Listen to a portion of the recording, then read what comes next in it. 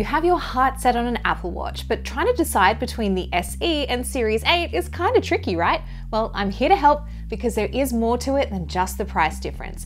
In this video, we're going to look at all of the key differences in things like screens, health sensors, battery life, and overall performance. Chapters are linked in the description, so feel free to jump around if you know what you want to get to, but let's not waste any more time with the preamble. It's Series 8 versus the SE. The first thing you're immediately looking at is, of course, the price. The Series 8 retails for around $400 in the US, but you can often find it a little bit cheaper at certain times of the year, whereas the SE starts at around $250. Both of these watches were released in 2022 at the same time, so they have lots of similar features, but don't be fooled by the name. There's actually two versions of the SE, the first generation one from 2020 and this newer one. It's always good to double check that you're looking at the newest version, which we're covering today, the 2022 edition, and the best way to spot the difference is, of course, the price. The original SE is generally a lot cheaper. Also, don't forget the souped up Apple Watch called the Apple Watch Ultra that you might also be interested in. And of course, I have a whole breakout video reviewing that, plus comparing it to the Series 8, which you can watch right up here. Okay, let's get into the overall design and display, because you might be looking at these side by sides going, I can't really spot the difference. Well, there are a couple of obvious giveaways. The Series 8 has more rounded corners and a display that definitely goes more edge to edge than the SE. The screen also cascades down the side, so you don't get as much visible bezel like you do on the SE. Now, really, you're only going to notice this if you have a watch face with a bright or a colored background. If you do tend to keep it to the black background watch faces, the bezels definitely do kind of fade away. Then there's the question of size. Both have two size options, the SE in a 40 or 44mm case size, while the Series 8 is 41 or 45mm. Now, your wrist is probably going to dictate which one looks and feels best to you, but here's a visual of the smaller 40mm SE versus the 41mm Series 8. And the 45mm Series 8 thrown in just for good measure. The one thing you might want to take into consideration beyond your wrist size is how much text you can actually see on the screen. The Series 8 does have two additional font size options over the SE, and if you do go the bigger case size as well, it might be better for you if you do lots of things like typing out messages on your wrist, or you just want to see everything a little bit bigger. And the Series 8 has a full-size QWERTY keyboard for text input, while the SE only has the option to use voice to text, scribble, or quick responses. Now, if you're curious about the weight difference between them, here's the 40 and 41mm versions of both on a scale, so you can see for yourself.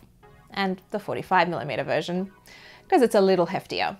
Now, as for the screens, well, both get just as bright as the other to a maximum of 1000 nits. You'll have no issues seeing either of these in the direct sun or out on the snowfields, but let's not bury the lead here. The biggest difference in screens between these two is that the Series 8 has an always-on display, while the SE does not. Do you care?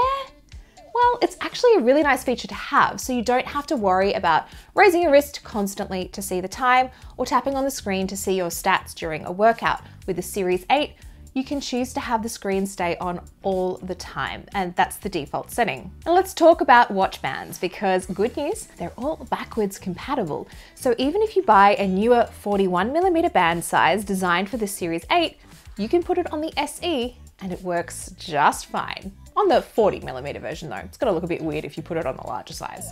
Both are water resistant, so you can track swims or wear them while you're jamming out to your favorite tunes in the shower, even though I do not officially recommend doing that unless you can somehow take a shower without using soap. I don't know, I'm not gonna judge. Now, as for the case construction itself, it is aluminium or aluminum only on the SE. You also get the option of stainless steel on the Series 8, and that of course does bump up the cost a little bit. Now, both are pretty durable, but if you want the screen that should withstand the most rough and tumble, that will be the stainless steel version of the Series 8, as it has sapphire glass. Moving to the actual features and functionality that isn't health and fitness, but don't worry, that's coming later. They both run the latest version of watchOS, use Apple Pay for contactless payments. They have a wide selection of watch faces with complications, and pretty much the same selection of apps. So you definitely don't miss out on anything here if you're going for the cheaper option. But I must warn you, if you are a watch face fan, there are two exclusive watch faces only available on the Series 8. That is the Contour and Modular watch face. Now I want to prepare you ahead of time so you're not shocked when you can't get these ones on the SE. What's that? No one cares. Oh, okay. Call and microphone quality is also pretty much the same on both. Now, I've had no difficulty hearing people on quick calls on my wrist, or even them hearing me on both of these watches, even in pretty windy outdoor situations. They also share the same chip inside, and performance is just as snappy as each other. Opening apps side by side or starting a workout, you'll see there's hardly any difference at all in performance here. And both have the option to also connect to a cellular network without your phone in Bluetooth range. That's if you buy the LTE option of either of these two watches. Now, of course, that is an extra cost, both in terms of a monthly fee to your wireless provider and the extra initial cost in hardware.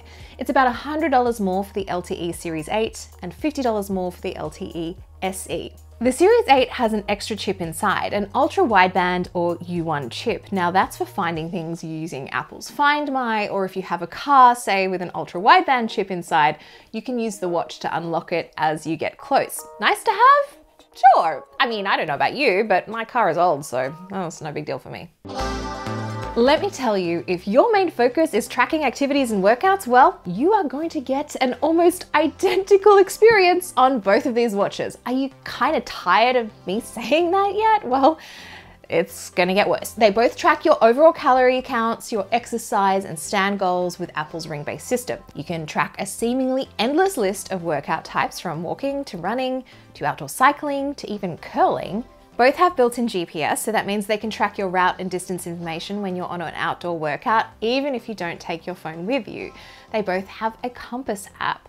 They also both have 24/7 heart rate monitoring, and of course can monitor your heart rate during your workouts. Now technically, the Series 8 does use a slightly newer optical-based sensor, but I've really not noticed a huge difference between the two when it comes to accuracy compared to a chest strap, which is the gold standard for keeping an eye on your heart rate during your workouts if you're not wearing a wrist-worn wearable. Now both also have high and low heart rate alerts, fall detection, and SOS features that can call emergency services and notify your emergency contacts. They also both have the latest car crash detection too. Hopefully, you never need to find out in person how this works, but it is a nice safety feature you get regardless of price. So you're thinking, well, Lexi, I'm just gonna get the SE and save some cash, right?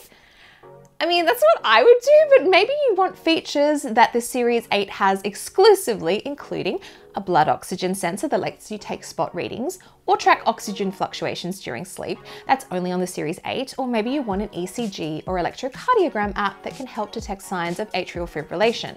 Also exclusive to the Series 8. Now, again, these aren't must-have features for me, but they definitely could be for you. And the Series 8 also has one more exclusive sensor. Now that's to detect skin temperature as you sleep. So what's this used for? Well, primarily ovulation tracking at the moment, but everybody can actually see this data on a granular level in the app or on the watch itself if you know where to look. I don't know if this is necessarily worth it on its own right now, because that temperature data doesn't really tell you much on its own if you don't know how to interpret it. But later on down the track, I'm really hoping there is going to be an additional way that Apple's going to present this data, so it's going to be really helpful and usable for you.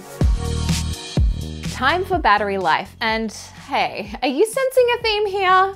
The SE and Series 8 are pretty much the same in terms of overall battery life, at least from Apple's ratings. Now in practice, this is of course going to depend on how you use your watch as far as how long you can stretch them. The official rating is 18 hours on both, but these models, I can actually stretch them to 1.5 full days if I'm not doing things like sleep tracking at night and I go easy on GPS workouts and have a bit of a rest day. In the case of the Series 8, I can sometimes also turn off the always on display to get a little bit more. Now, runtime on the smaller versus bigger versions of the watch is definitely also comparable too. In case you're somehow thinking the larger case size nets you more battery life, which makes total sense, doesn't really. Now both also have a low power mode that can stretch the battery even further. Expect a maximum of 36 hours on both with that on. Now this is going to turn off certain features like heart rate notifications and the always on display on the Series 8. and you might notice that things are kind of slowed down a little bit. You can even squeeze out more battery life if you're doing, say, a long extended workout by turning on the feature that reduces heart rate and GPS workouts when you're, say, like doing a marathon or an extended hike session. Charging is faster on the Series 8 as well, both from flat to full, and for those quick top-ups you need, say like at the end of the day if you want to put a little bit more on your watch to track your sleep. But you will of course need to get a 20-watt charging brick to achieve those speeds. They're not included in the box. And here is a side-by-side to show you how fast they go from flat to full on their respective chargers with the 20-watt charging brick on each. So there you have it, Series 8 versus SE. Which one wins your vote? For me, it's hard to pass up the value in the SE, especially now it's running the same chip as the Series 8. And if you don't need the extra health tracking features in the Series 8, don't mind missing out on an always-on display and that slightly sleeker design, it's hard to pass up for the price. But as always, I hope this has helped you make a decision about which one is best for your own use case and your budget. If you like this video, please give it a thumbs up, and of course make sure to check out all of my other watch and wearable reviews too on this channel. I will see you later.